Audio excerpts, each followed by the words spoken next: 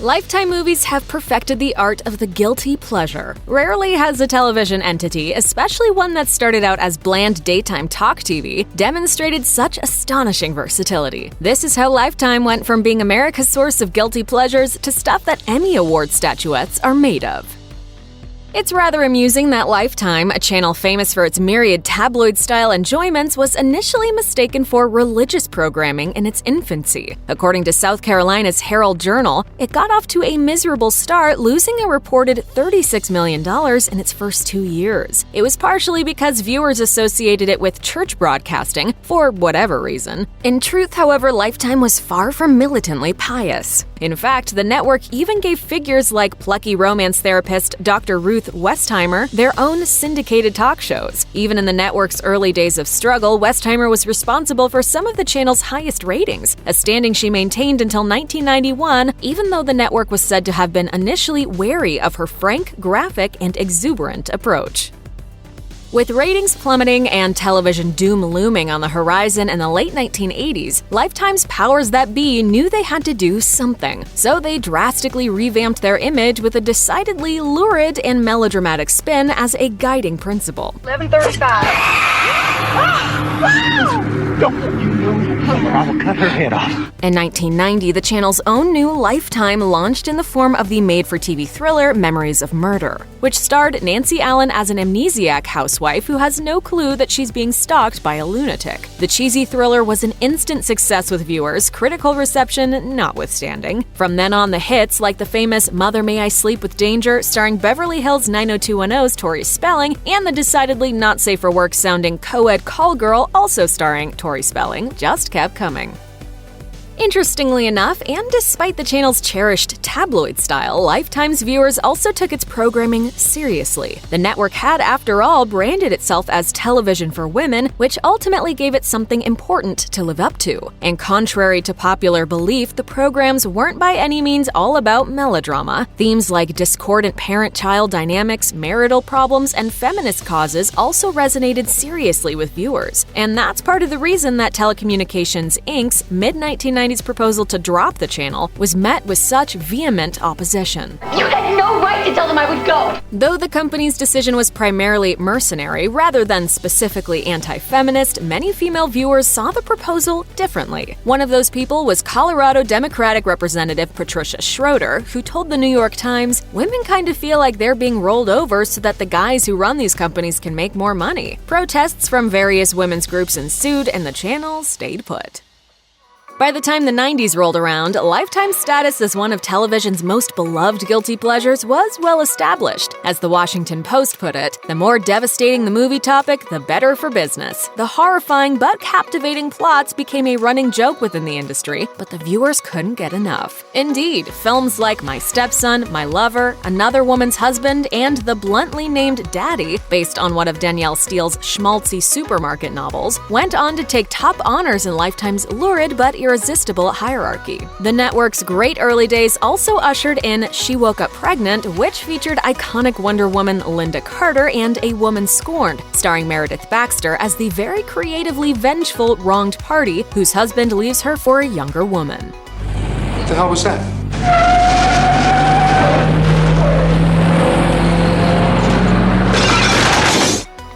Lifetime's guilty pleasure movies continued to be a hit with their fan base well into the 90s. By the latter part of the decade, the channel had become the place for the most sensational of movies. Arturo Interian, vice president of Lifetime Original Movies, detailed to the Washington Post in 2015, "Teens in Jeopardy was an incredible successful genre for us. We would literally sit around a room and talk about all the horrible things that could happen to teens or what teens could do." Although such films did bode well for the company at that time, Lifetime began 86ing the cringeworthy titles, overdramatic tropes, and even those beloved worst-case scenario storylines.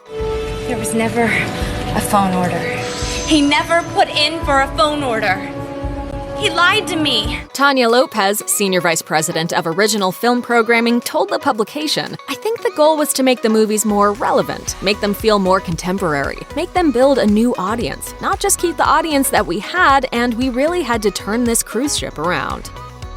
By 2009, when the channel was taken over by A&E, it had received enough critical acclaim to inspire executives to begin a concerted effort to push programming into territory that wasn't primarily defined by melodrama, even though the delightful old-school cheese that we all love hasn't entirely gone. Thankfully. In 2008, The Memory Keeper's Daughter, about a father who gives his newborn daughter away because she has Down syndrome, received enthusiastic reviews and a Primetime Emmy Award nomination, as did 2009's Prayers for Bobby, about a gay man who takes his own life because his mother won't accept his sexuality. The latter also garnered Golden Globe, Screen Actors Guild, and Producers Guild of America Award nominations, and nabbed the GLAAD Media Award in 2010.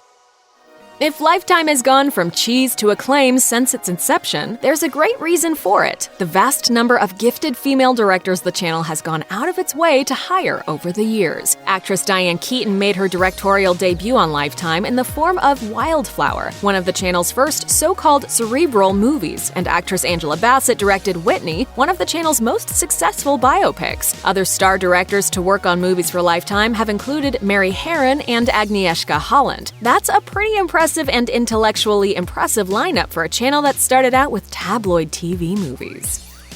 The number of now famous stars who got their start, or at least made burgeoning or mid-career appearances in Lifetime movies, might really surprise some people too. The then largely unknown Reese Witherspoon, for example, co-starred with a pre-True Romance Patricia Arquette in the aforementioned Wildflower, a story about the relationship between a girl and her deaf friend. I learned a family from them. I learned living together. I learned love. A not-yet Twilight-famous Kristen Stewart tore up the screen in 2004's Speak, a story about a high school student trying to cope with the aftermath of sexual assault. In 2004, before he broke ground with High School Musical, Zac Efron appeared in Miracle Run, the gripping story of two autistic brothers. And in 1998, Kirsten Dunst, then still primarily famous for playing child vampire Claudia in Interview with the Vampire, started in Lifetime favorite 15 and Pregnant, playing the proverbial young mother in trouble. And Nina Dobrev of The Vampire Diaries starred in 2007's Too Young to Marry, the tale of an ardent and impetuous teenaged couple who are determined to get hitched, even though everyone else thinks that's a terrible idea. While you may think of Lifetime as a Mickey Mouse Club of sorts, the channel isn't just a starting point for actors hoping to get recognized. In fact, the network has lured some stars who don't need any help getting noticed. In 2015, hilariously funny Kristen Wiig and Will Ferrell starred in the totally unfunny film A Deadly Adoption. Perhaps due to the campy title and the fact that the lead actors are best known for their comedic work, many thought the movie was satirical. However, Wiig told Vulture that it, quote, wasn't a parody. She said, "I think people assumed it was a comedy because Will and I were in it, but it wasn't." Lifetime has also served as a plan B for A-list actors. In 2015, Academy Award-winning actress Nicole Kidman starred in the biopic Grace of Monaco. Due to the behind-the-scenes drama and some seriously bad early reviews, TV Guide highlighted how this film went from, quote, Oscar hopeful to Lifetime movie. Sure, Lifetime isn't always the goal for actors, but it's not a bad place to end up. I was brought up to participate. My father would have been most upset to see someone without enthusiasm. The number of Emmy Award nominations Lifetime has racked up over the years is nothing short of impressive. Actress Thora Birch, known for her roles in American Beauty and Ghost World, was nominated for her role in Lifetime's 2003 TV movie Homeless to Harvard, The Liz Murray Story. The same year, Why I Wore Lipstick to My Mastectomy received an Emmy nomination in 2007, iconic actress Gina Rollins was nominated for What If God Were the Sun. In 2009, Shirley MacLaine was nominated for the biopic Coco Chanel. 2014 saw The Trip to Bountiful get nominated for Outstanding Television Movie. Cicely Tyson, the film's lead actress, also received a personal nomination for her brilliant performance. The list goes on and on. By 2017, the channel accrued a whopping 23 Emmy nominations.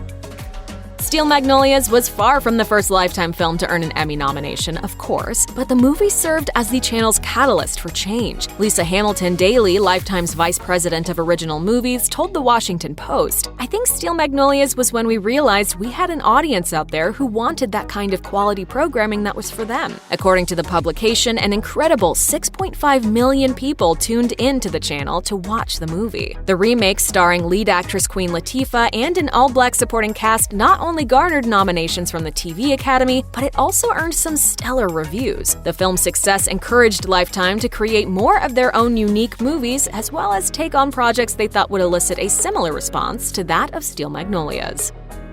One of Lifetime's most successful and acclaimed films was 2017's I Am Elizabeth Smart, the graphically rendered story of Elizabeth Smart's blood-curdling 2002 abduction and rescue. The film received almost unanimously rave reviews for its writing and acting, but it was particularly notable because Smart herself both co-produced it and narrated it. The movie, not uncoincidentally, aired on the 15th anniversary of Smart's abduction. Although she later said that collaborating on the project was significantly traumatic, and that seeing actor Skeet Ulrich so convincingly done up as her kidnapper was particularly unnerving, Smart made it clear that she didn't regret the experience. Lifetime's cast and crew were almost equally moved by participating in the experience, as were many critics. As Variety put it, I Am Elizabeth Smart is a remarkable Lifetime movie. Much like Smart herself, it is restrained, unpretentious, and direct. And to the cast and crew's credit, nothing about it diminishes Smart's ordeal or plays it up for manufactured horrors. It simply is, which is plenty horrible enough. For many, nothing says Christmas quite like Lifetime. In 2018, the network put even more emphasis on their holiday programming, which is aptly called It's a Wonderful Lifetime. That year, the channel introduced a whopping 23 films, Tanya Lopez told People. By stacking our originals with beloved stars from some of the most iconic television shows we grew up with, we are tapping into the nostalgic feelings of familiarity and comfort that everyone wants for the holidays. Christmas is magical. It's a time where anything can happen. Not one to be outdone by their own success, Lifetime announced plans to shatter their own holiday movie record yet again. As People reported in July 2019, the network revealed a 28-film lineup ahead of the holiday season. Rob Chernow, Lifetime's executive vice president and general manager, told BuzzFeed News in 2016, Lifetime pioneered so many genres that ended up taking over television. The medical drama, we had that 20 years ago. The female cop drama, we had that back when no one was programming cable dramas. Despite being a trailblazer, the network hasn't always received the credit it deserves. It's battled, quote, an incredible unfair bias, Chernow added, but it was his goal to change that. He explained, I wanted Lifetime to be more in the bullseye of pop culture, first and foremost. I really wanted to force the conversation about Lifetime into more of the mainstream pop culture, not in this Lifetime ghetto. At the same time, the network has also learned to lean into its campy image, which is evidenced by films like the 2016 Vampire Twisted remake of Mother May I Sleep with Danger. Tanya Lopez told the publication, I think we are embracing the cultural impact of Lifetime movies upon generations and not being embarrassed by it. What we're showing by doing these is, look where we were, and look where we are. It's much more entertaining. Check out one of our newest videos right here. Plus, even more list videos about your favorite stuff are coming soon. Subscribe to our YouTube channel and hit the bell so you don't miss a single one.